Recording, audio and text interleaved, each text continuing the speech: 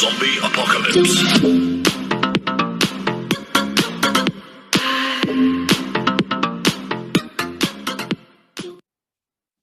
Hello everyone, welcome back to Eco Talks with Sneha Monarikar. In today's session, we'll start a discussion on a new chapter, that is agriculture finance. So let us start our session with first question. Under single window system, cooperative marketing is under dash tier structure A1, B2, C3, D4.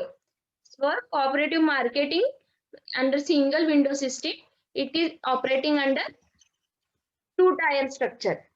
So single window system or single window credit delivery system, it was first kind in the country under which both investment and production credit for agriculture is provided at grassroots level through single agency. Like PSCs, Primary Agriculture Society, which were at village level, they were being given the responsibility of giving both investment and production credit for agriculture. Also, the input requirements and storage facility, essential commodities. So in under the single institute, the farmer should get all the facilities required for cultivating a crop or doing the agriculture business. So this system is called as single window system. Under single window system, cooperative marketing will operate under two-tier structure. Two-tier pattern is when we have a marketing society at taluka level and state marketing federation at apex level. Means there are two tiers of the organization. So it is called as two-tier system for cooperative marketing societies. Our next question is, loans obtained from pawnbrokers pledging movable property are called dash loans. A, term loan, B, production loan, C, chattel loan, D, all of the above. The loans obtained from pawnbrokers are called as the chattel loans. Now, chattel loans are the type of loans which are given against the security. Now, when a person takes the loan from the pawnbrokers, these are the loaner or the person who gives the loan on by pledging the movable property. Such types of loans will be called as chattel loan. And next question is, the number of banks nationalized so far are A, 9, B, 14, C, 30, D, 20.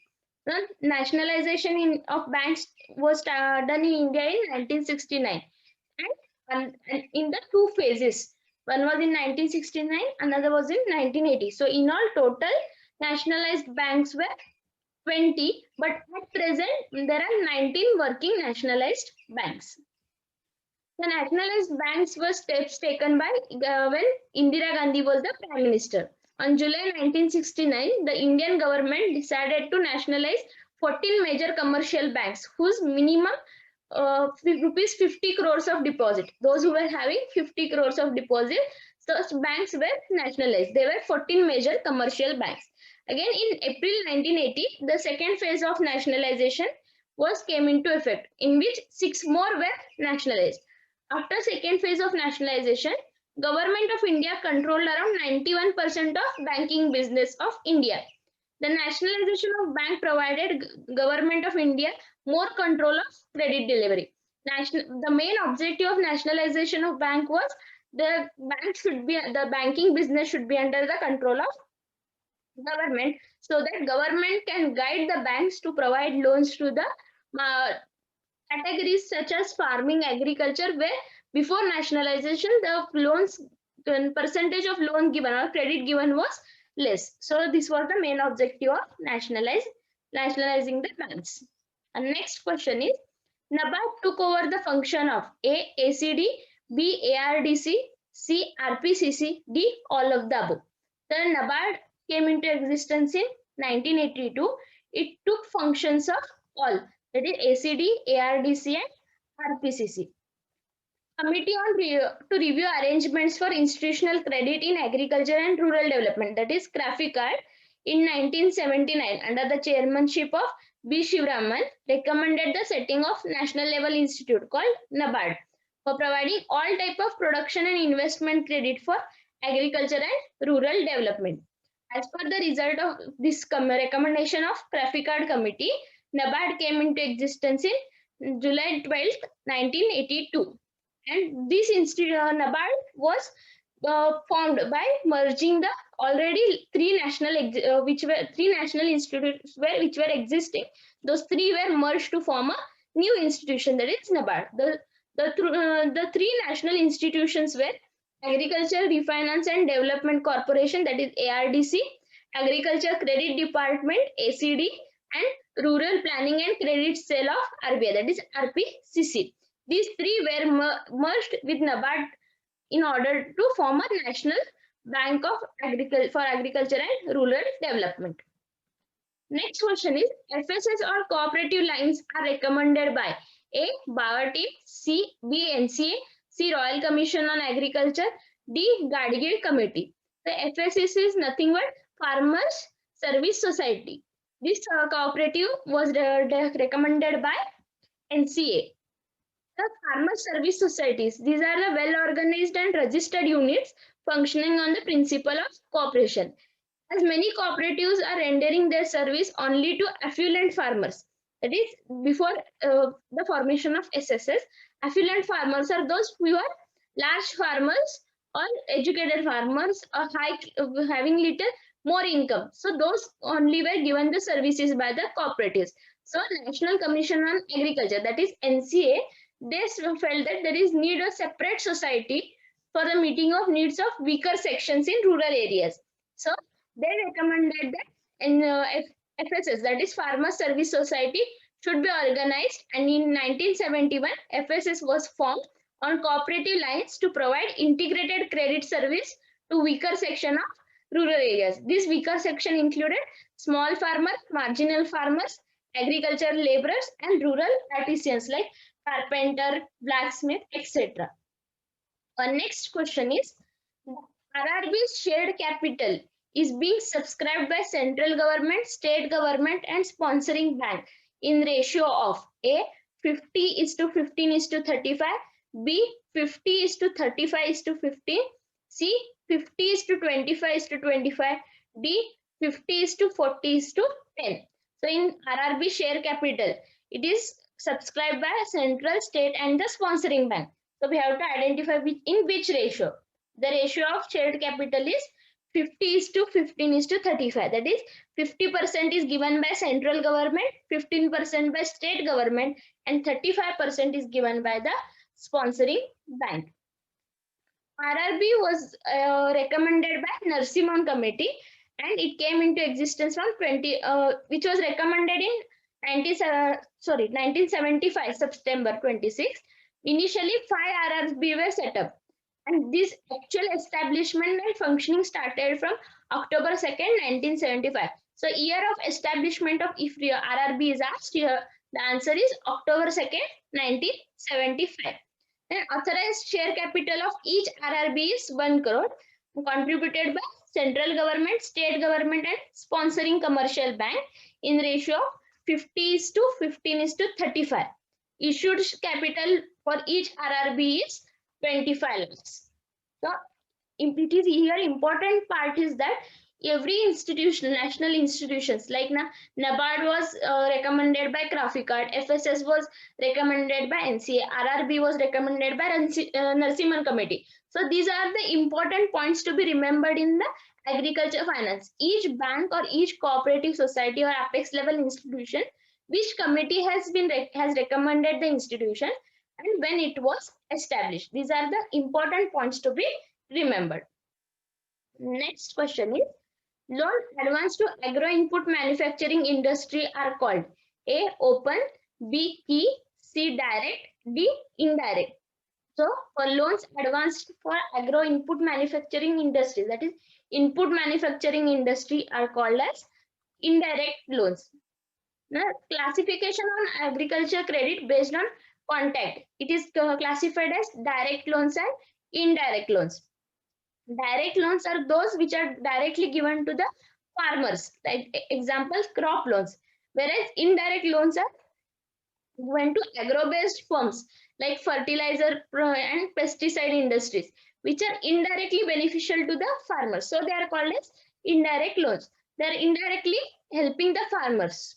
Such type of loans are under indirect loans. Our next question is, Key and open loans are together called as dash loans. A. Hypothecated loan. B. Pledge loan. C. Production. D. Team. Now, key and open loans together are called as hypothecated loan. Hypothecated loans is a type of secured loans. Now, on based on security, the agriculture credit has been classified as secured and unsecured. Under secured, again we have the hypothecated loans, which will have again two types: key loans and open loans. Key loans are one in which agriculture produce of the farmer or the farmer who is going to take loan will be kept under the control of lending institution, and loan is advanced to the farmer. This helps the farmer for not resorting to distress sale. This type of loans are useful when the prices of the producer very less in the market, but there is urgent need of cash for farmer. In such cases, farmer will go for has the option to go for key loans where he can keep his produce and as a mortgage or hypothecated loan, and the loan will be advanced to the farmer on the guarantee of the produce. Then open loans are one only the physical possession of purchased machinery rests with the borrower, but legal ownership remains with the lending institution till loan is repaid. For example, is for now loans taken for the big machineries like tractor, their physical possession, that is the machinery will be with the farmer. He will operate it, but the legal ownership will remain with the lending institution or like bank till the loan is repaid. Such type of loan is called as open loans. Key loans and open loans are type of hypothecated loans. Next question is, single window system in cooperative credit structure was introduced by A. Mohan Kanda, B. Narasimhan, C.Raiffiesen, D. Nicholson. Answer for this is single window system was introduced by Mohan Kanda in Andhra Pradesh. Andhra Pradesh state was the first to adopt the single window system in cooperative society. And Raiffiesen is related to a cooperative model which India has adopted. And Frederick Nicholson, he was the person from Madras government who was sent to abroad to study about the cooperative system there so that it can be implemented in India. And Narasimhan committee is the one of the committee who has recommended the various institutions and related to cooperative credit. Then loans guaranteed by government during British rule are called as dash loans. A. Chattel loans, B. Takavi loans, C. Term loans, D. Self-liquidating loans.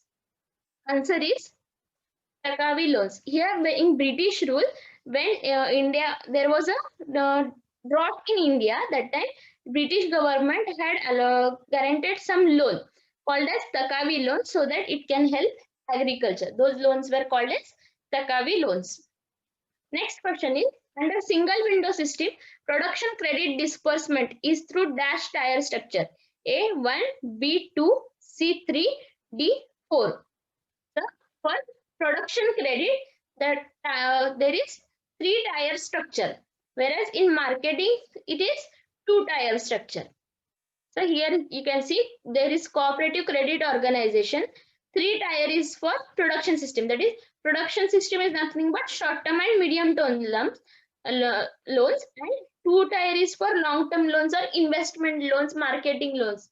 So in 3-tier we'll have at state level we have state cooperative bank, at district level we have DCCB, that is district cooperative central bank, and at village level we have primary agriculture cooperative credit societies, that is PACS. And in 2-tier system we have central land development banks at state level and primary land development banks at the taluka level. This is the 2-tier system of cooperative credit.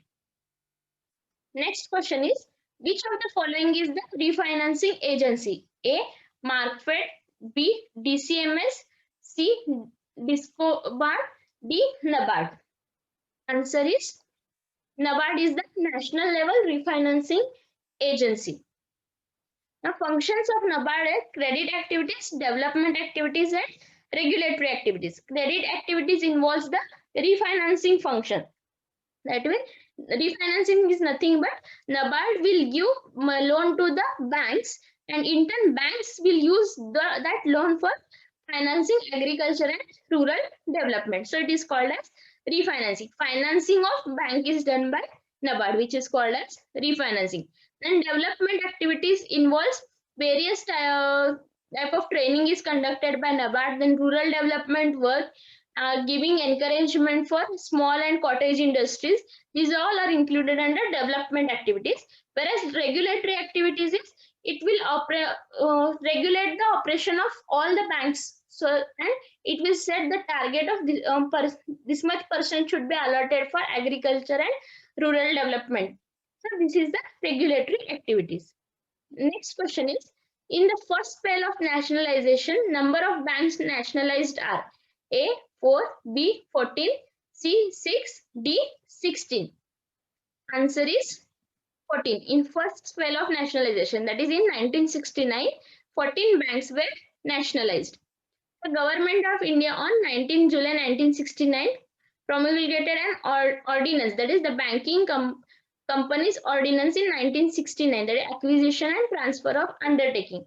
Under this act, 14 commercial banks having deposit more than 50 crores each were nationalized, and they were Central Bank of India, B Bank of India, C Punjab National Bank, 4th Bank of Baroda, 5th United Commercial Bank, 6th Canara Bank, 7th United Bank of India, 8th Dena Bank, 9th Union Bank of India, 10th was the Allahabad Bank, 11th Syndicate Bank, 12th Indian Bank, 13th Bank of Maharashtra, and 14th was the Indian Overseas Bank.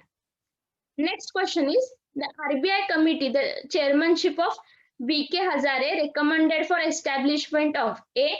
Crop loan system, B. NABARD, C. CIS, D. DIR scheme. So, B.K. Hazare committee recommended for DIR scheme. DIR scheme is a differential rate of interest scheme. This was recommended by the RBI committee under the chairmanship of B.K. Hazare. This committee is also known as Hazare Committee. So it recommended for, it introduced the differential rate of interest scheme, that is DIR scheme. All commercial banks under the public sector implemented DIR scheme in 1975, and private sector also participated in the scheme in 1977 onwards. Under this DIR scheme, loans will be extended to weaker section of the society who do not possess any tangible assets to put as security at a concessional rate of 4% per annum. So rate of interest under DIR scheme is 4% per annum. Next question is, Agriculture Finance Corporation was promoted by A. NABARD, B. RBI, C. Indian Bank Association, D. State Government. Answer is Indian Bank Association. Agriculture Finance Corporation, that is AFC, was promoted by Indian Bank Association. Agriculture Finance Corporation, now it is known as AFC India Limited, is a multidisciplinary cross-functional development organization providing consulting, advisory and implementation support for agriculture, rural development and other strategic socio-economic sectors in India. It was established in year 1968. It is fully owned by Commercial Bank, NABARD and Exim Bank. It was established by Indian banking industry, that is IBA was the promoting agency for the IFC. That's all about today's session. If you have any doubts, you can ask me in comment section or message me on my Telegram group, EcoTalks. Don't forget to like, share and subscribe. Thank you.